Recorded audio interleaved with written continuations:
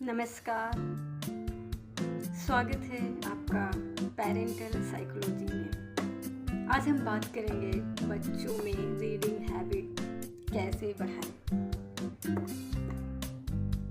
किताबें सिर्फ जानकारी नहीं देती बल्कि वे बच्चों के अंदर सोचने का, समझने का और महसूस कराने का ताकत जगाती हैं। तो आइए जानते हैं कुछ आसान और प्यारे तरीके जिनसे बच्चे खुद किताबों के दोस्त बन जाएं।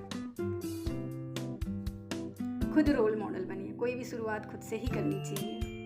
कोई भी काम यदि हम करने जाते हैं तो सबसे पहले हमें करना चाहिए। फिर जैसे बच्चे वही करते हैं जो माता पिता को देखते हैं। अगर बच्चा रोज़ आपको किताब पढ़ते देखेगा, चाहे अखबार हो या कोई कहानी, तो वो समझेगा कि पढ़ना कोई काम नहीं बल्कि एक आदत है। कहावत भी है, बच्चे सुनकर नहीं देख कर सीखते हैं। इसलिए सबसे पहले घर में पढ़ने का एक माहौल बनाइए। उम्र और रुचि के हिसाब से किताबें चुनिए। हर उम्र के बच्चे की पसंद अलग होती है। छोटे बच्चों के लिए रंगीन चित्रों वाली किताबें, जानवरों या परियों की कहानियाँ हो सकती हैं।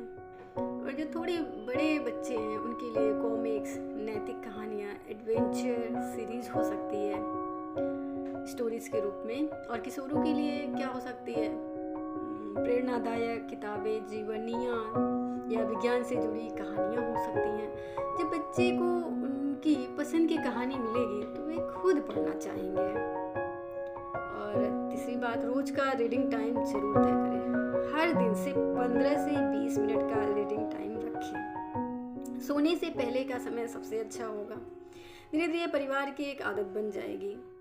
जैसे एक रीडिंग टाइम में सब अपने अपने किताबें पढ़ें, अपनी अपनी किताबें पढ़ें। यह पल बहुत प्यारा और यादगार बनता है। और बच्चे भी देखें सब पढ़ रहे हैं तो मैं क्या करूँगा, मैं भी पढ़ूँगा, वो भी पढ़ना चाहेगा। एक रीडिंग कॉर्नर बच्चे के लिए ज़रूर बनाइए। जैसे घर में एक छोटा सा कोना तैयार करें, कॉर्नर बनाए बच्चे के हिसाब से, एकदम सुटेबल, जहाँ कुछ किताबें रखें, उनके हिसाब से कुशन और एक प्यारी सी लाइट लगाएं। जब बच्चे को लगेगा कि ये उसका रीडिंग जोन है, ये उसका एरिया है, अपना एरिया है, तो वो उस कोने में बार बार जाना चाहेगा। और यह छोटा सा कदम पढ़ने को एक मज़ेदार एक्सपीरियंस बना देता है बच्चे के लिए। कहानी खत्म होने के बाद बातचीत करिए। सिर्फ पढ़ना नहीं, पढ़ने के बाद उस पर बात करना भी ज़रूरी है। कहानी में जैसे आप पूछ सकते हैं कि कहानी में तुम्हें कौन अच्छा लगा, अगर तुम होते तो क्या करते हैं। इससे बच्चे की सोच, उसकी कल्पना शक्ति और भावनात्मक समझ बढ़ती है। ये स्टोरी कनेक्शन उनके दिल में बस जाता है। फिर उसके बाद किताबों को एक इनाम के रूप में आप दे सकते हैं।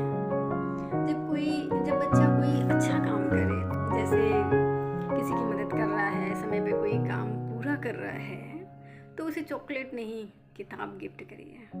धीरे धीरे उसके लिए किताबें रिवार्ड नहीं हैप्पीनेस बन जाएंगी। फिर उसके बाद स्क्रीन टाइम को सीमित करें। बच्चे का मोबाइल देखने का जो समय है और कितना देखता है वो कम कर सकते हैं। आज की सबसे बड़ी चुनौती ही है मोबाइल और टीवी।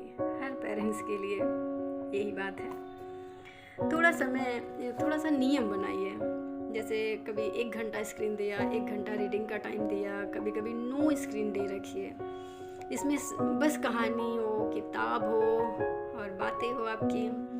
आप देखेंगे बच्चे खुद आपको नई किताबों की मांग करने लगेंगे। कहानी सुनाने की एक परंपरा भी आप जोड़ सकते हैं। रात को सोने से पहले दादी या माँ की कहानी का तो कोई जवाब ही नहीं, न था न है। 5 मिनट की कहानी में बच्चे के मन को किताबों के प्रति प्रेम जगा देती है। और जब वह थोड़ा बड़ा होता है तो वही कहानी वह खुद किताब में ढूंढना चाहता है। यहीं से उसकी रीडिंग हैबिट शुरू हो जाती है।